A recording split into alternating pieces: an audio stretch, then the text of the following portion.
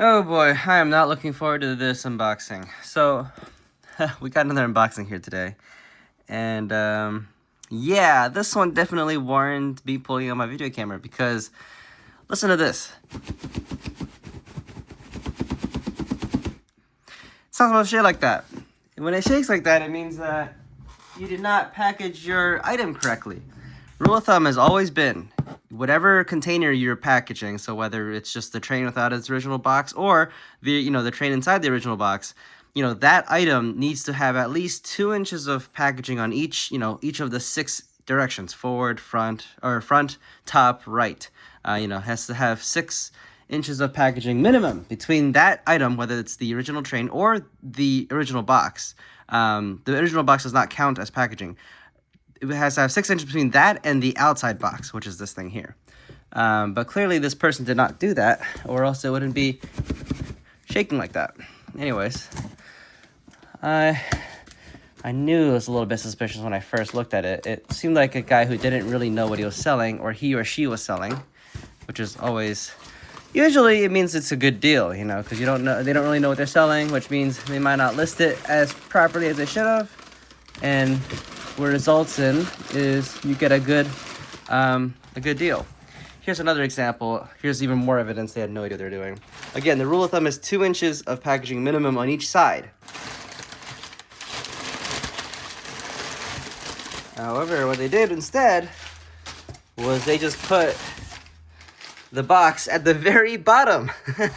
So there's nothing underneath this, and there's like 6 inches of packaging above of this box, which is worthless. So the packaging doesn't really exist at all. So there's no, and again, there's no protection on any of these sides. There's no protection on the bottom of the box. There's only 6 inches of protection on the top of this box. And then furthermore, from how I feel, I don't think this thing has any tape holding the lid to the lid of the box to the actual box itself. Let's take a look. Yeah, there's nothing. So this thing could have just been doing this the entire time. So this is what we called bad packaging, ladies and gentlemen. That's not how you package a model train or anything fragile or anything really you want to ship and make sure is one piece once it's delivered to your customer. Anyways, what you can see here is a Sunset, Pennsylvania Railroad 482. This is made by Sunset, I believe, although the original owner didn't know what they were selling. It's a blanket box. Don't know where this came from. Oh my god. They didn't even put packaging between the engine and... Oh my god. Guys, this is so sad. This is not how you package something. See, now, without any protection between the two engines, this thing could be shaking around and scraping back and forth, and, the brass on this engine is going to scrape the crap out of the sides of the tender, and vice versa. And also, if this engine suffered a horizontal, impact, this thing would just slam into the tender and it could dent the side. This is not how you package a train, guys. Oh my god. So the front came off, which that's not a big deal, I guess. Oh boy. This is not how you do it, guys. Okay, so the engine and tender were connected together. That's probably why they packaged it the way it did, but that's still not how you do it properly.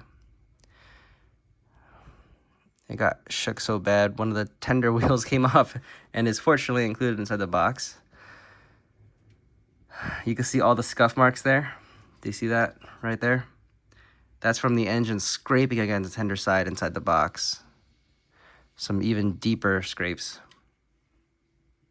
Man, that is so sad. Why would you package it that way?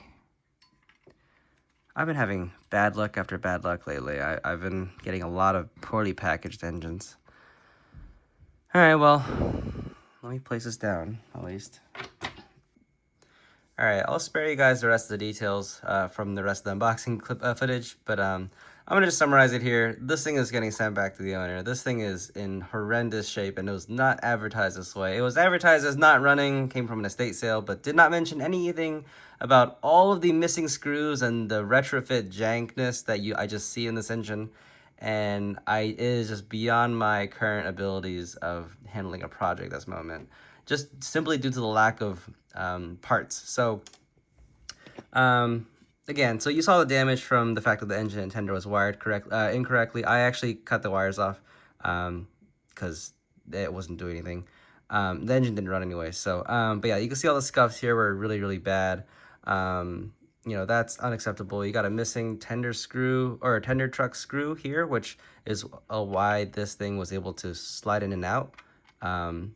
It's also missing one of the screws that holds the body shell to the chassis right there. Yeah, so that's everything wrong with the tender. They use like some sort of like the glue thingy to make the window, but it looks kind of bad. You can see a giant cobweb actually back there. That's it for the tender, I think. Most of the issues come from this engine here. This engine is a shame because this model clearly was originally owned by a really talented modeler owner who actually, you know, super detailed this engine somewhat and then painted it. And then clearly it went to a secondary owner where all this jank repairs and whatnot came from. Because again, the lettering and this stuff looks really good on this, you know, engine and tender. It's just the amount of jank, like temporary repairs is crazy. For example, this one driver here is a lot darker than the rest because this was actually repainted. I believe the next owner re-geared this with Northwest Shortline gearbox, but they used the wrong style gearbox, and you can see they cut like way too deep here. They did some awful cuts, and this gearbox is pushing right up against the frame. There's two pieces of, you know, two frames, so this gearbox has no space to actually move or swivel up and down, which is okay because the inside motor mount is all chopped up and doesn't connect anything. It's literally just glued, like the motor mount is glued to the frame. You can see there's some of the original details are quite nice, like this extra little piping here, the inclusion of the class lights here, which one of them broke off, by the way, during shipping. Another thing that broke off during, or missing during shipping, is a missing screw here. The motor mount is missing a screw. Yeah, just a lot of missing screws. And then the kind of the deal breaker for me, the thing that I saw and I was like, I literally cannot fix this, is you notice how these crank pins on the drivers have like a kind of a hexagonal like outline to them. You're supposed to use that hexagonal thing to, you know, unscrew them. And that actually looks really good. It looks kind of realistic. Well, you can see here, this front one was clearly retrofitted with a screw. I don't have necessarily a problem with using screws as crank pins. You can see another one here. But the fact that they're so inconsistent across this model is a huge problem for me, and I really don't like that. And I unfortunately do not have any of these spare screws to replace these regular flatheads with. This would bother me forever, the fact that there's different crank pin screws on this one engine. And also I would question, you know, how long this would last and whatnot, because clearly the screw is not meant for these drivers, you know. Yeah, so just really sad. I can't fix it for this reason and all the other things I could fix, but it's just not worth the effort ultimately. The original owner also installed this deck plate, which was not original to the Sunset models. It's missing some detail parts here. You can see it's just got this one little pipe here, but nothing coming down to it. This window is really poorly installed. Yeah, and then one of the static oil lines, I believe they're called, right here. There's supposed to be two. There's only one. You can see the other one's missing because I believe it's supposed to look like this. And then another thing, you can see this decal here is original. It's 6961, but then the next owner decided to, I guess, redo it, and they made it 6861. So this engine literally doesn't even have the same number, and the front keystone doesn't have a number on it either, and the tender also doesn't have a number. So yeah, this engine could be either 6961 or 6861. Yeah, just so much jank, man. And actually at the end, I'll attach a few more clips of looking inside the tender, but I might attach those. But yeah, just this entire engine is just bad. There's a bunch of broken solder joints, which those are easy fixes, but it's just all adding up together, adding all the problems up together. It's just, this engine is, I can't bring this up to what I need it to be. And yeah, again, none of this was described in the description. All the missing screws, you know, the damage that this engine exhibited during shipping, the scuffed up paint and all that stuff, and it just, I can't. yeah, this engine was not as described. You know, all the missing parts was not mentioned, and you know, with all the missing screws, like, you know, the shells barely held onto the engine. This tender truck, like, without that, it's not gonna operate.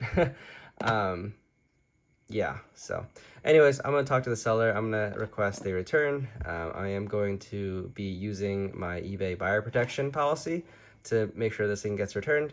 And yeah, so anyways, really sad to see one of these good engines go to waste. But this is unfortunately one of these I can't save. And reality is I can't save them all, right? So that's what I have to accept. But anyways, hopefully you guys find this video informative.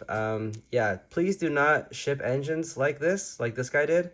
Use the 2-inch rule, you know, 2-inch along all 6 sides rule. Yeah, don't do what he did, or he or she did. But anyways, hopefully you guys found that enjoyable. And yeah, I'll see you guys next time. Take care. Little side note I found funny. I took this thing apart and I saw a speaker. There's actually PFM sounding here, which is pretty cool.